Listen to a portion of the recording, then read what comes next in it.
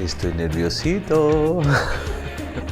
Estoy nervioso, estoy ilusionado, con ganas, porque ya os he dicho, aparte de ser una gran amiga, es colaboradora de esta casa y teníamos muchas ganas de que por fin una novela de la que nos venía hablando ya algún tiempo fuera de cámara viera la luz. Las 5 en todos los relojes. María del Mar Peña, escritora, buenas tardes. Un saludo, Jerónimo, buenas tardes. Un saludo, ¿cómo está María del Mar? Bien, a punto de pegarme un tiro. ¿Está nerviosa? Básicamente, estoy nerviosa, sí. Tú sabes que yo soy bastante tranquila, pero estoy nerviosa porque, bueno, se escapa esto un poquito a la rutina que tengo normal y natural. Vamos a conocer un poquito más a María del Mar. A ella no le gusta hablar de ella, pero para eso estoy yo, para hablar de ella. María del Mar es, entre otras muchas cosas, licenciada en Derecho, además es empresaria, y además de todo esto, en sus ratos libres, que son pocos, porque también es madre, se dedica a escribir maravilla. Los que nos han seguido a María del Mar y a mí en La Oculta Granada saben que todas las mitografías que hacíamos, esas ficciones teatrales, radiofónicas, estaban escritas por ella. Aparte de todo, ¡ay! Espérate, que acaba de descubrir una maravilla. Una cosita. Por favor. Sorpresa. ¡Ay! Que acaba de descubrir esto. El pequeño marcapáginas, sí. Me encanta, pero es que por detrás me encanta más todavía. Y las 5 en punto, qué guay. Bueno, aparte de todo esto, ella investiga mucho. Le encantan las esquelas. Sí, sobre todo es eso. Sí, le encanta mirar los registros, bucear en todo. Y este programa, Granada TV, esta casa, tiene mucha culpa de este libro. Fue el chispazo. Que ahora vamos a contar de qué va y vamos a hablar un poquito sin destripar, pero sí que quería, porque el otro día, hablando con María del Mar, decía, ¿tú sabes que el Granada TV, que PTV, fue el chispazo para comenzar a escribir esto? Efectivamente. Cuéntanos por qué. Pues mira, el primer programa que grabamos para Granada TV trataba sobre, bueno, o por lo menos estábamos hablando en general sobre las angustias. Era ya por el mes de septiembre del 21, creo recordar, primeros de septiembre. Y bueno, pues me propusiste hablar sobre el incendio de la Basílica de 1916. Y claro, pues quedamos allí en un lugar que nos encanta, que es la parte de atrás, la parte que linda con la calle San Jerónimo, y está el ábside del convento del monasterio de San Jerónimo. Estábamos charlando con Blanca Espigares, allí muy animados. Y bueno, pues yo estaba hablando sobre el incendio, y no es la primera vez que hablábamos sobre ello. Era un tema que tenía más o menos trillado, y de repente di un nombre de una de las personas, de los altos burgueses nobles de la ciudad de Granada, que puso su hombro en ese traslado que hubo de la basílica, que estaba ardiendo, hasta la catedral, con la imagen de nuestra patrona. A la altura más o menos de lo que es ahora el principio de la carrera, lo que es el chiquito, un señor llamado Pedro Nestares Pedrinazzi se pone debajo de la Virgen, entre otras muchas personas de la alta burguesía. Y cuando dije Nestares, dije, uy, yo he estado investigando para escribir un pequeño relato sobre Federico García Lorca, quería escribir algo muy sencillito, algo por baquetearme un poco, y el apellido este me es familiar, y de repente recuerdo que te estaba mirando, tú estabas justo en el otro lado, te estaba mirando, y conforme te miré, vi esa característica cruz verde que tienen todas las farmacias. Y claro, digo, farmacia Nestares. Y recuerdo que dije en voz alta, ¿esto es un apellido que se conoce mucho en Granada? ¿Nestares? ¿Les suena? ¿Son familia? Sí, son familia. Y cuando me fui a mi casa digo, a ver, muy rápido he dicho yo que son familia. Ha sido como, bueno, ahí no es un apellido, ¿no? Que no es un apellido como Pérez o Martínez o Rodríguez o González.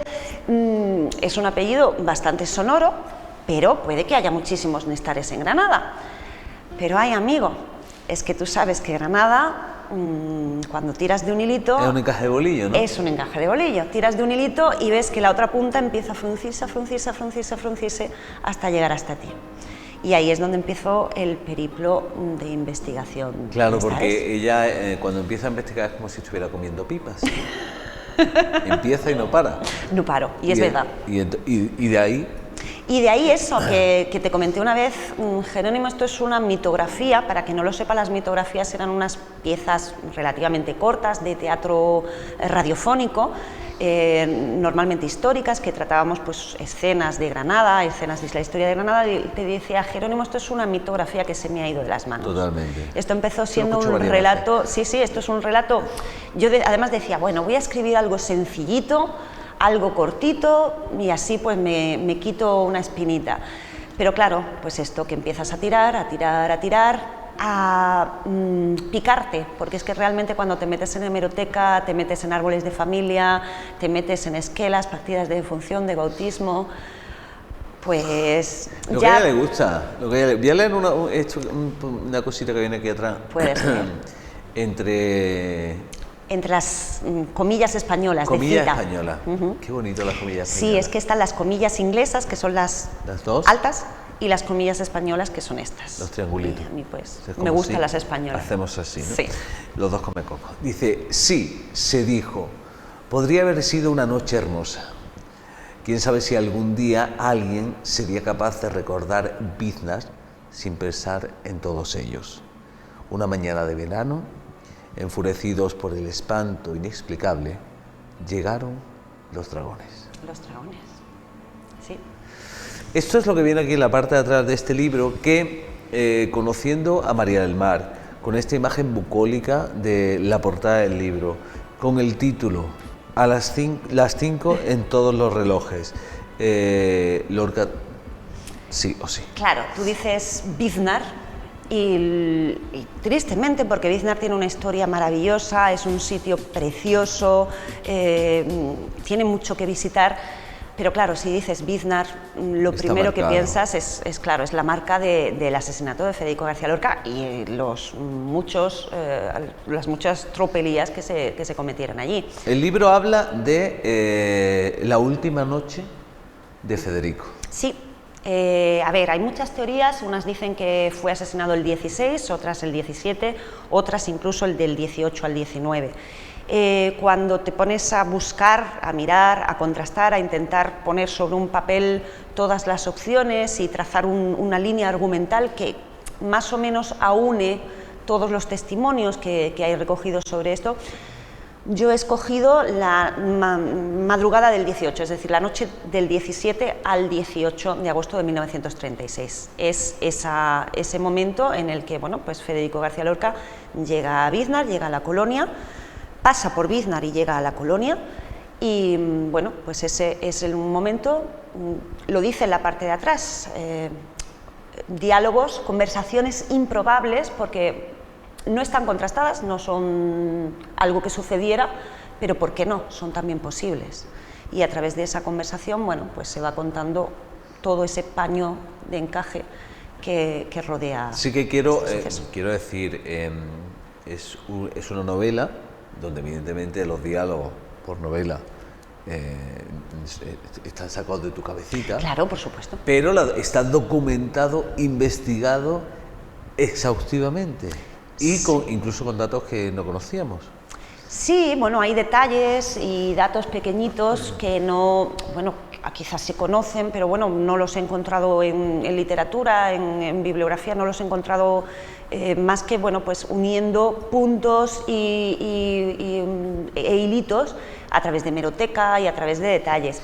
Porque es verdad que cuando miramos este enigma, lo digo, enigma doloroso, que sigue siendo la muerte de Federico García Lorca, solemos intentar o fijar nuestra vista en el propio Federico.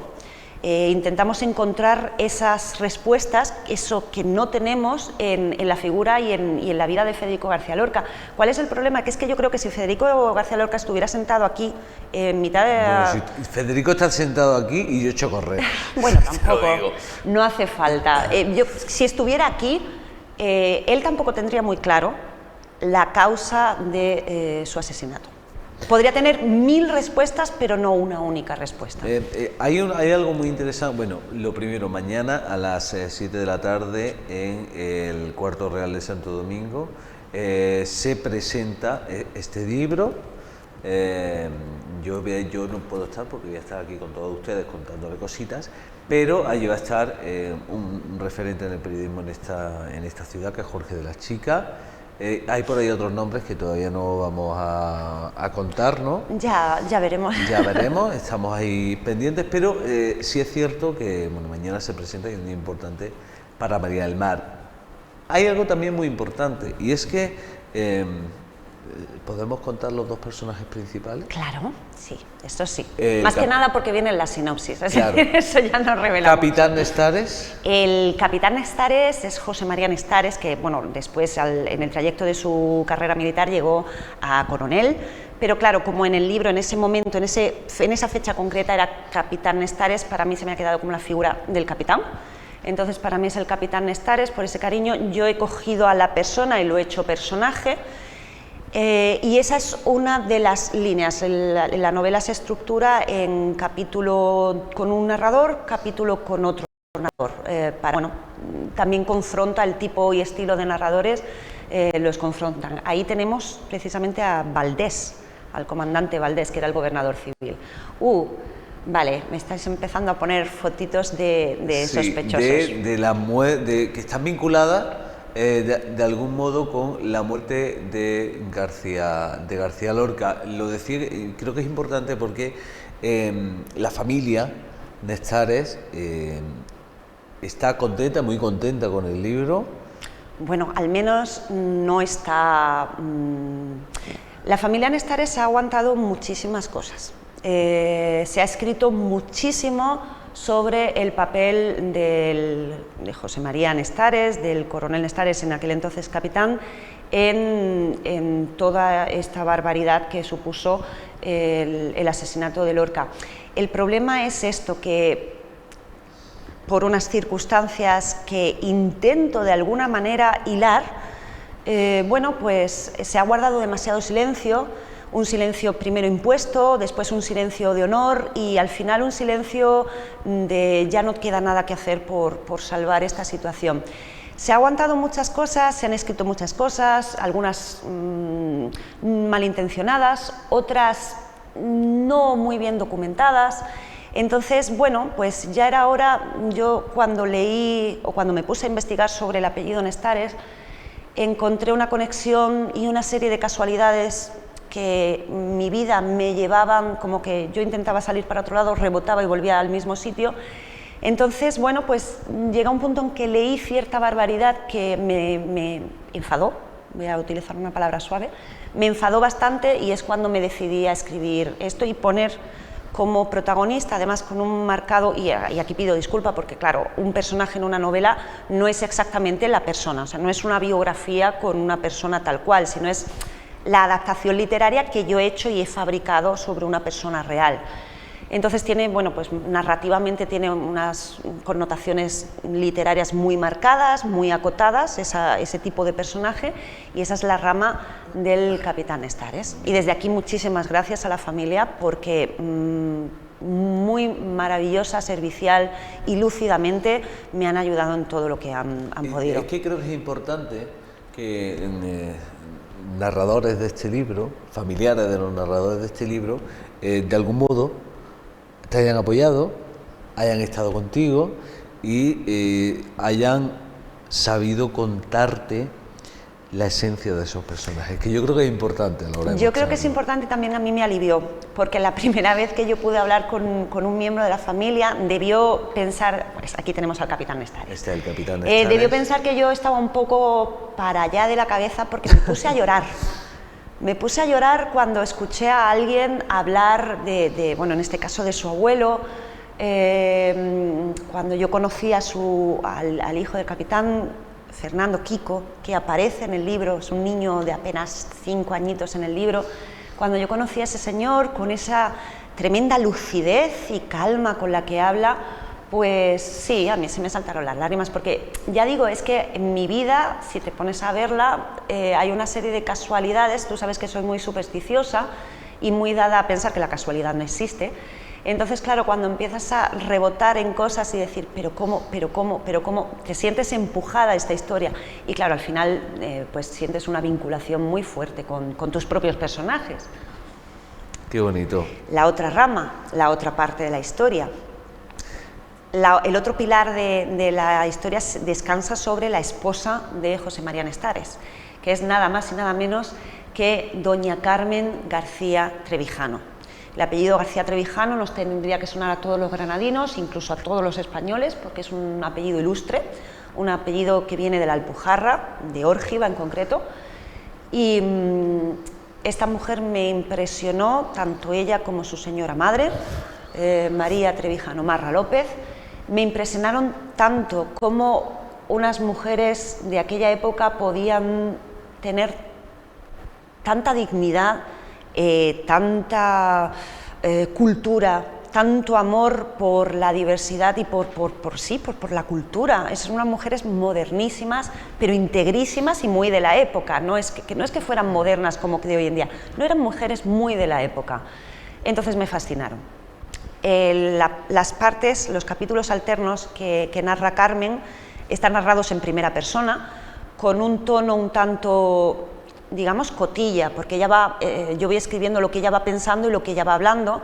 A veces incluso ella misma dice, uy, esto no lo tengo que decir yo en voz alta. Ella está hablando con su marido está en Biznar, ella está hablando como con su marido por consolarse un poco, ¿no? Entonces ella dice, ay Pepe, muchas veces yo tengo que decir esto por no reventar, porque si no voy a reventar por alguna parte. Y cuando releo algunas cosas, digo, uy, qué bien me cae Carmen. De verdad, Carmen me cae bien, me cae muy bien, la quiero mucho.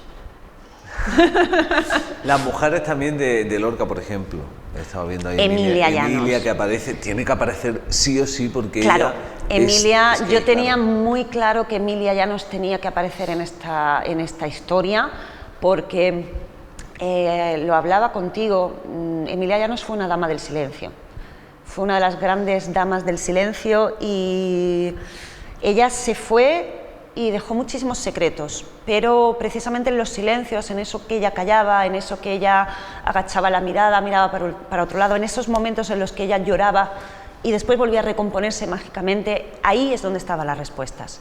Ahí justamente en lo que ella no contaba es donde estaban todas las respuestas. Ya, además ya sabéis, lo hemos contado aquí algunas veces, Emilia en sus últimos años de vida llamaba a Federico. Sí, una de sus doncellas decía que durante años cubrió todos los retratos de Federico, el nombre de Federico no podía ser nombrado en su casa y había algo de culpa en ese silencio, en esa vergüenza y en esa tremenda depresión que sufrió Emilia. Aparte de porque en sus genes ya estaba el gen depresivo y el gen, bueno, pues del delicado estado de salud mental. Entonces, bueno, pues Emilia tenía que aparecer aquí porque es un gran pilar de la historia de Federico García Lorca, era una gran depositaria de secretos y era la mejor confidente para poder charlar con ella y sacar no solo la historia de Federico, sino la de todos los que rodearon esa Granada que vio la vida, vio la obra y vio el asesinato de Lorca. Quiero ver si podemos volver a ese vídeo donde hemos recopilado algunas de las imágenes de personajes de la muerte de Federico, el asesinato de Lorca. Tenemos noticias en el periódico sobre su muerte, donde también lo tenemos a él, y donde estábamos, estas mismas imágenes que estamos viendo al principio de ella, aparecían el general Valdés. Comandante Valdés. El comandante Valdés, que lo tenemos ahí, que son algunas de esas personas que también están implicadas, porque la muerte de Federico es una historia, pero es que en torno a eso hay mucha historia. Claro, tú piensas que el comandante Valdés era el gobernador civil de Granada y bueno, aquí tenemos a otro de los grandes señalados, es Ramón Ruiz Alonso, el padre de la actriz que me comentabas. Efectivamente, él se dice, porque esto nunca se ha llegado a constatar, los documentos fueron destruidos, él fue el que redactó, no mecanografió, pero sí redactó, fue el literato pensante de la denuncia a Federico García Lorca. Él era el linotipista en el periódico Ideal. Cuenta chismes, le llamaba Federico al periódico Ideal. No olvidemos que en el marzo del 36, en esos incidentes electorales, la linotipia, lo que es la sede del Ideal, que estaba justo en el edificio que es ahora el auditorio del Conservatorio Victoria Eugenia, pues lo echan a arder, y eran unas linotipias carísimas, de última generación para lo que era Granada entonces, y en el plazo de unos pocos meses logran volverse a establecer en la calle Tendillas de Santa Paula, que es 2 pasos más para allá.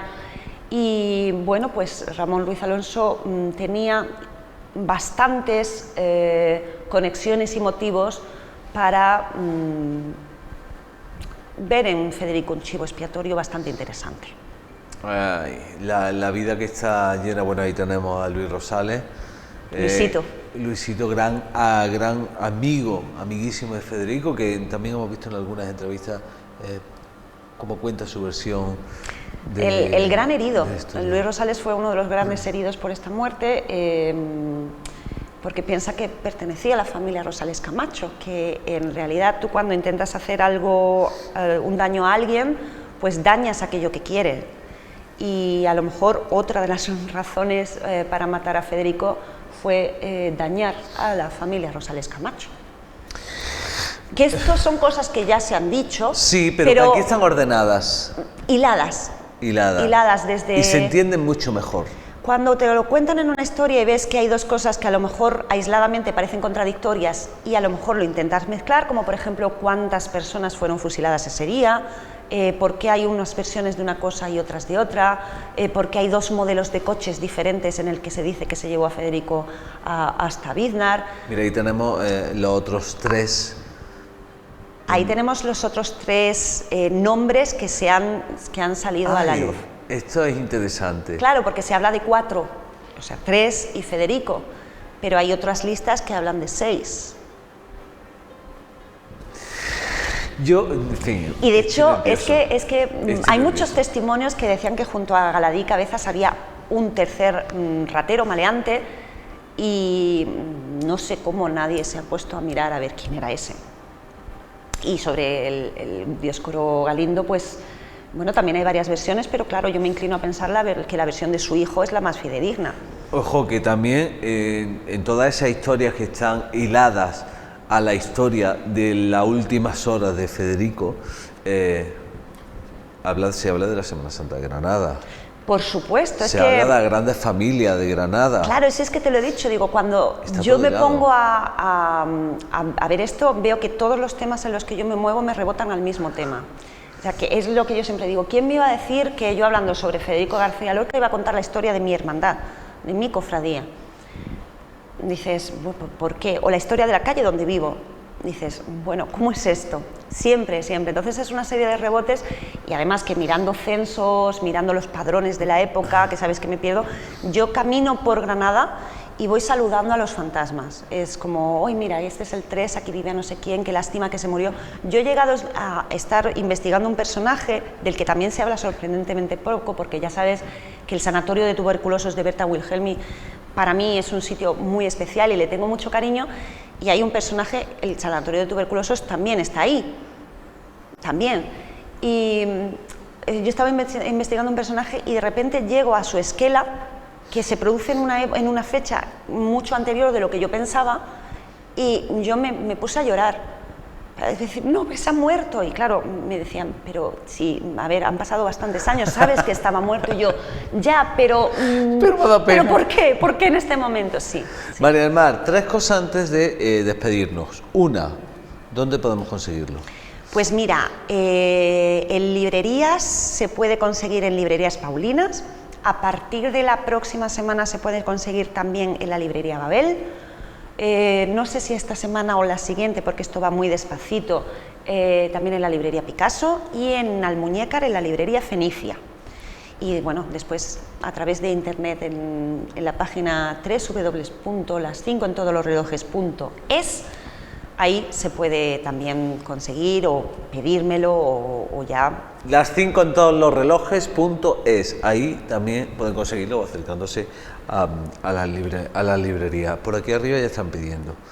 Ay, otra cosa. Otra cosa. Antes de irte, bueno, recordar que mañana se presenta el libro en el Cuarto Real de Santo Domingo a las 7 de la tarde. Jorge de la Chica, presentísimo. Córtale un poquito, porque sabes que Jorge, en fin, habla.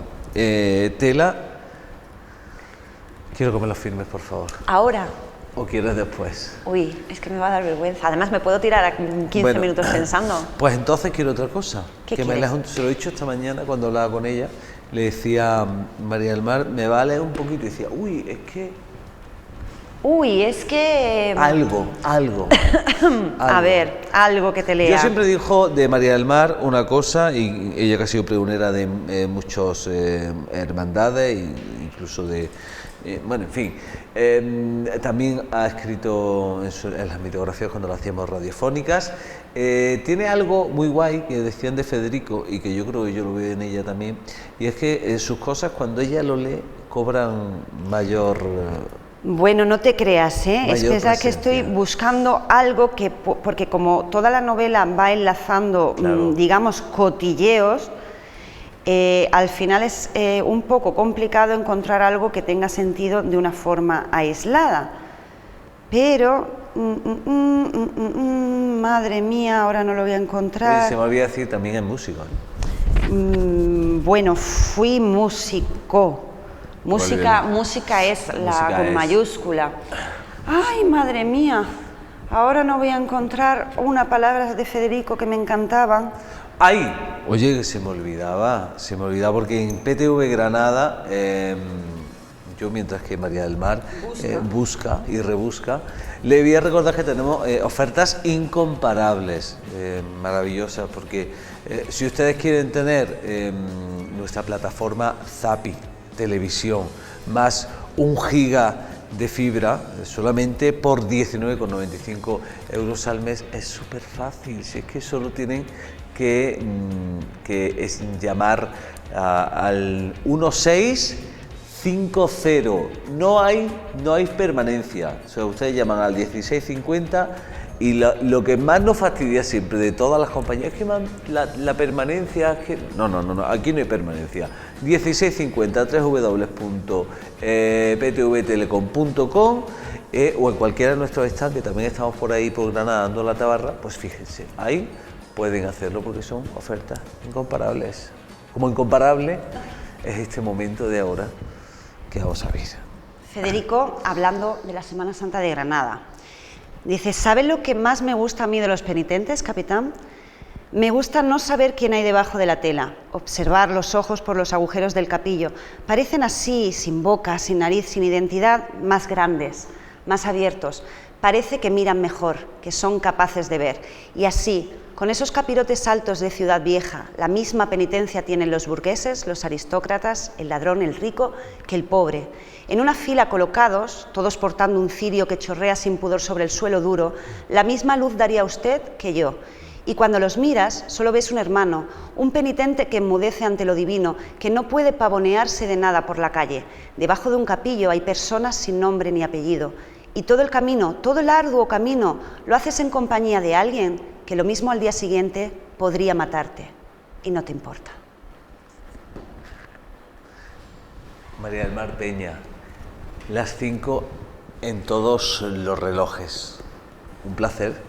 Siempre, el mío. Estar aquí, que ha llegado un día del que tanto nos ha hecho compartir a esta casa y a este equipo. Contigo hemos casi que vivido esa gestación y ese parto.